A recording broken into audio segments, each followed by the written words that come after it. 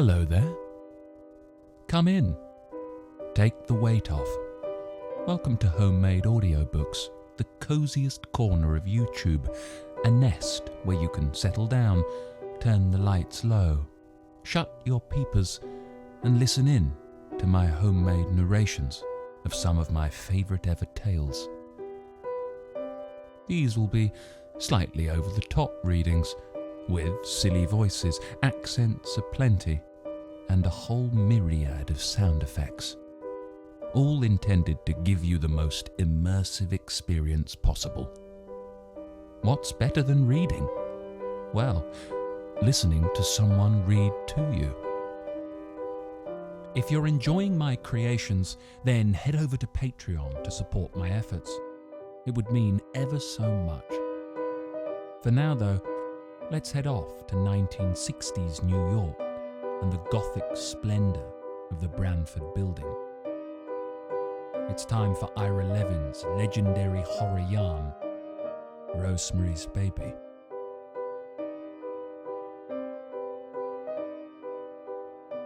Rosemary's Baby, written by Ira Levin, read by Homemade Audiobooks.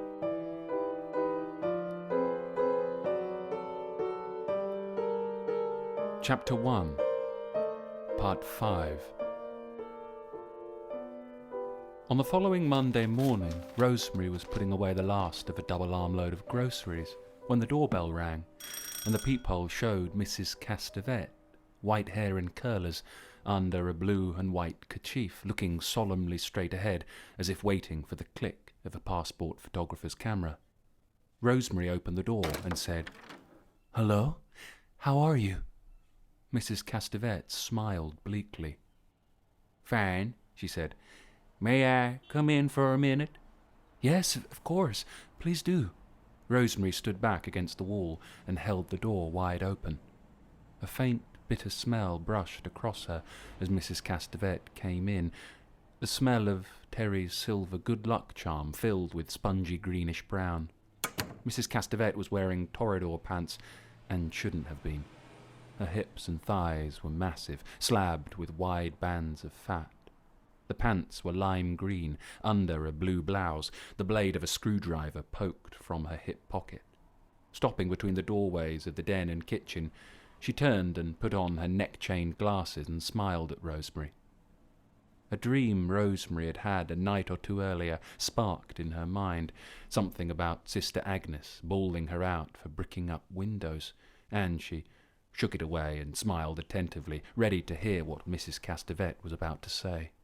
"I just came over to thank you," Mrs. Castevet said, "for saying those nice things to us the other night. Poor Terry telling you she was grateful to us for what we done.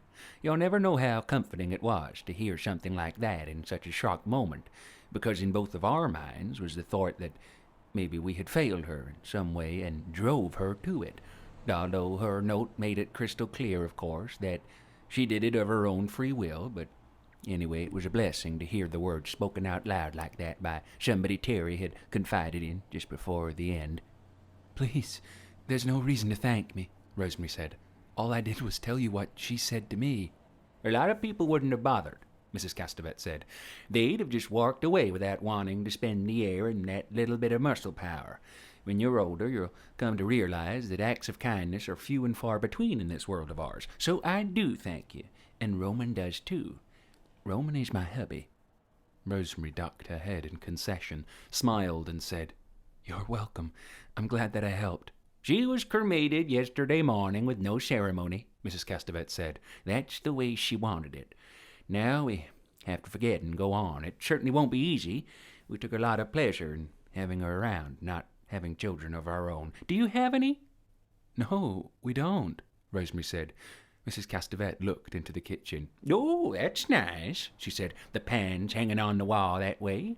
Oh, and look how you put the table. Isn't that interesting?" "It was in a magazine," Rosemary said. "Certainly got a nice paint job," Mrs. Castevet said, fingering the door jamb appraisingly. "Did the house do it? You must have been mighty open-handed with the painters. They didn't do this kind of work for us." "All we gave them was $5 each," Rosemary said. Oh, is that all? Mrs. Castevet turned around and looked into the den. Oh, that's nice, she said. A TV room. It's only temporary, Rosemary said. At least, I hope it is. It's going to be a nursery. Are you pregnant? Mrs. Castevet asked, looking at her. No, not yet, Rosemary said. But I hope to be, as soon as we're settled. Oh, that's wonderful, Mrs. Castevet said. You're young and healthy. You ought to have lots of children. We plan to have 3, Rosemary said. Would you like to see the rest of the apartment? Oh, I'd love to, Mrs. Castevet said. I'm dying to see what you've done to it. I used to be in here almost every day. The woman who had it before you was a dear friend of mine. I know, Rosemary said, easing past Mrs. Castevet to lead the way. Terry told me. Oh, did she? Mrs. Castevet said, following along. Sounds like you two had some long talks together down there in the laundry room. Only one, Rosemary said. The living room startled Mrs. Castevet. My goodness, she said. I can't get over the change. It looks so much brighter. Oh, and look at that chair. Isn't that handsome? It just came Friday, Rosemary said. What did you pay for a chair like that? Rosemary, disconcerted, said, I'm not sure. I think it was about $200. You don't mind my asking, do you? Mrs. Castevet said, and tapped her nose. That's how I got my big nose, by being nosy. Rosemary laughed and said, No, it's all right. I don't mind. Mrs. Castevet inspected the living room, the bedroom, and the bathroom, asking how much Mrs. Gardenia's son had charged them for the rug and the vanity, where they had got the night-table lamps, exactly how old Rosemary was, and if an electric toothbrush was really any better than the old kind. Rosemary found herself enjoying this open, forthright old woman with her loud voice and her blunt questions. She offered coffee and cake to her. What does your hubby do?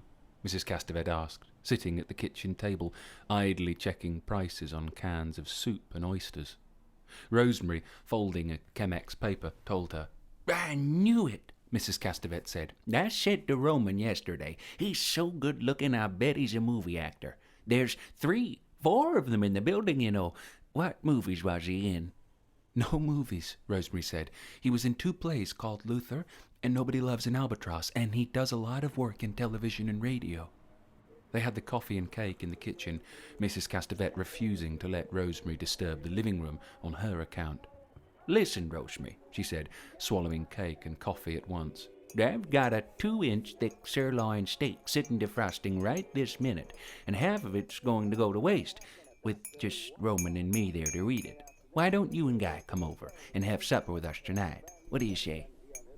Oh no, we couldn't, Rosemary said. Sure you could, why not? No, really, I'm sure you don't want to. It would be a big help for us if you would, Mrs. Castevet said.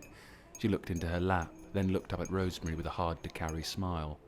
We had friends with us last night and Saturday, she said, but this'll be the first night we'll be alone since the other night. Rosemary leaned forward feelingly. If you're sure it won't be trouble for you, she said. Honey, if it was trouble, I wouldn't ask you, Mrs. Castevet said. Believe me, I'm as selfish as the day is long. Rosemary smiled. That isn't what Terry told me, she said. Well, Mrs. Castevet said with a pleased smile, Terry didn't know what she was talking about.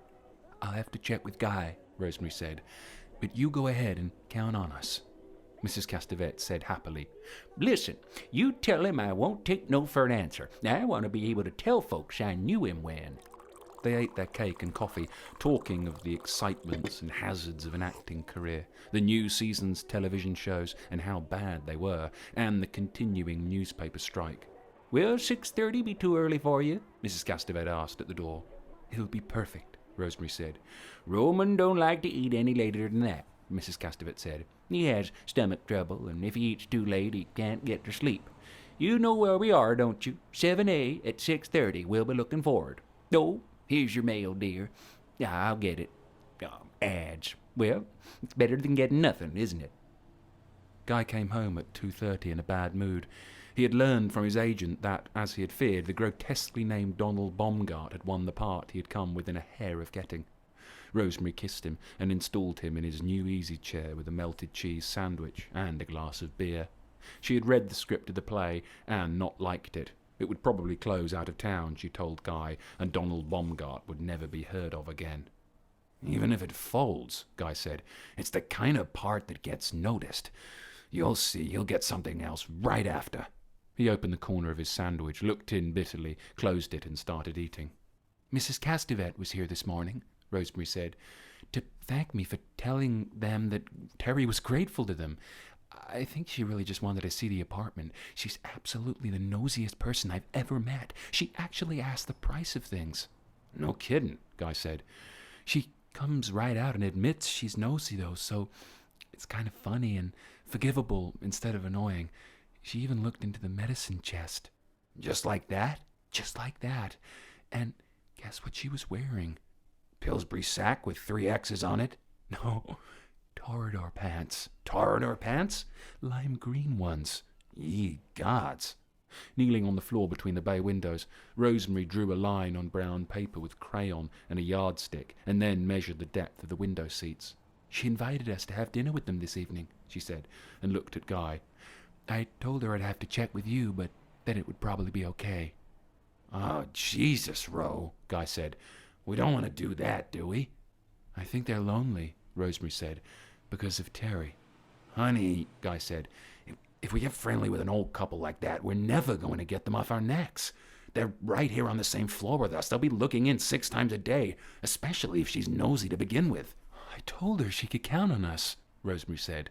I thought you told her you had to check first. I did, but I told her she could count on us too. Rosemary looked helplessly at Guy. She was so anxious for us to come. Well, it's not my night for being kind to Marham Park Kettle, Guy said. I'm sorry, honey. Call her up and tell her we can't make it.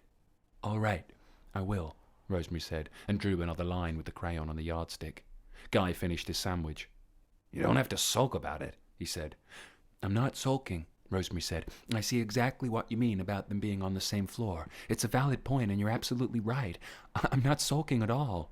Oh, hell, Guy said. We'll go. No, what for? We don't have to. I shot for dinner before she came, so that's no problem. We'll go, Guy said. We don't have to if you don't want to. Oh, that sounds so phony, but I really mean it. Really, I do. We'll go.